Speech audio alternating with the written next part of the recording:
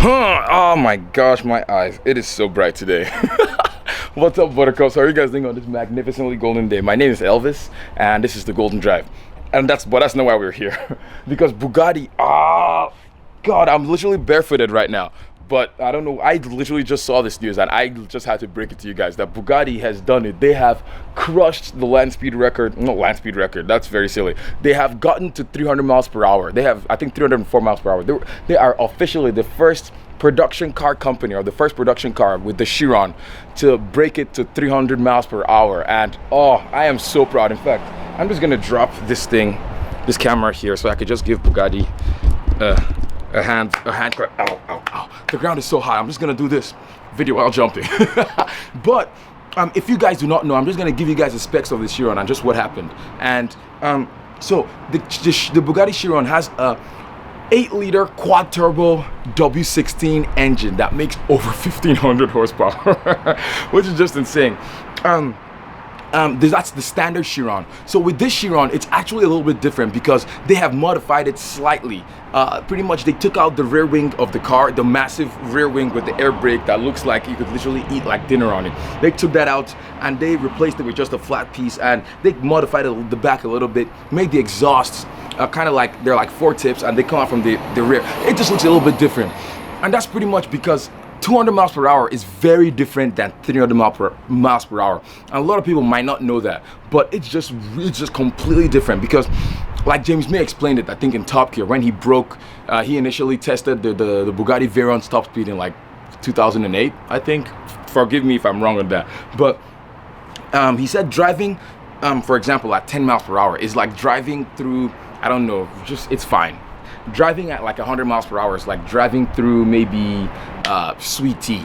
And then driving at 200 miles per hour is like driving through like a cake, pretty much. Imagine just driving through a cake, because the air is dense. The faster you go, the more dense the air becomes around you. And so you need something like the Bugatti or some other car, pretty much something aerodynamic to cut through that air.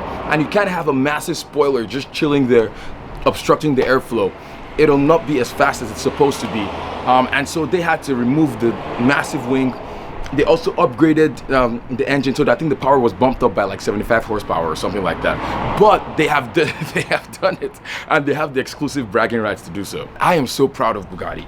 It's just so cool that they have managed to finally do this, because I was actually doubting Bugatti at some point, because they always had an excuse for why the car hadn't gone 300 miles per hour, because they said with the Veyron, they were like saying, oh no, with the Chiron, they said it was not tested yet because of the tires, that the tires had to be specially designed. Same thing with the Veyron, and so that's why I think a tire change in a Bugatti costs about 50 grand, like a 4-wheel, because the wheels are glued to the tire so it can endure the top speed. And so same thing with the Veyron. And so I always had my doubts about Bugatti. And so I haven't driven a Bugatti yet, but I've heard from maintenance that it's so hard. It just takes a lot to maintain. The engine is fine, but everything else, the tire changes and just things like that, just make it super expensive to maintain. And so with the Chiron now, I can finally say, okay, maybe Bugatti have a point. I mean, until maybe Koinegsegg comes to break the record as to just how expensive the Bugatti Chiron is. Because if you guys know, with the Bugatti Veyron, they kind of had the 259 miles per hour. I forgot exactly how fast, so don't quote me on that. However, they had, it's so hot. They had the record initially, and then Koinegsegg just came out of nowhere. And the Koinegsegg Agera just did it. I think the Agera RS just did it like it was nothing and destroyed the record for the fastest production car with the Koinegsegg Agera RS. And so with they did 273 miles per hour. And the Koinegsegg Jesko was actually the car that Koinegsegg was, I think, supposed to use to break the 300 mile per hour barrier. And so I am very interested as to what this does to Koinegsegg and where they go from here, because we know that Koinegsegg, I'm just gonna keep this thing on the, it's so hot. We also know that Koinegsegg is that kind of like hold my beer kind of company, if that makes sense. Because yeah, they were like, oh, Bugatti, we did it in 200 and something miles per hour. But Koinegsegg just came and they just did it 273 miles per hour. And I feel like the Koinegsegg Agera might actually be able to do 300 miles per hour.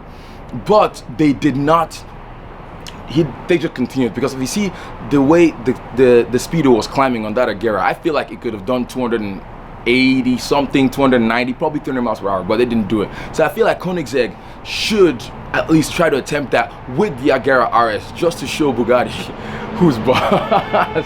And it's also really interesting too, because I also feel like the Bugatti Chiron might have been able to go faster than that, because they stopped after a while, 300 miles, because just for safety reasons, because at those speeds the tires undergo so much, there's just so much pressure, so many things that could go wrong that you do not know. And so it's really cool. The test driver must have balls of steel, literally.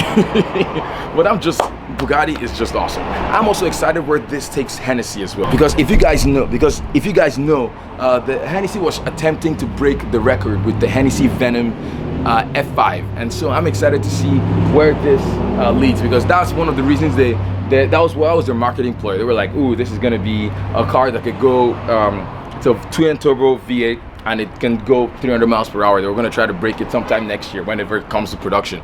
But Koenigsegg has done this, so I'm interested to see what this does with with Hennessey, with Koenigsegg, and just with the automotive industry. So yeah, that's pretty much what I wanted to tell you guys, that they have done it. It's not a standard Chiron, so you guys should also know that. So the standard Chiron, I'm almost certain, is not going to be able to do that 300 miles per hour.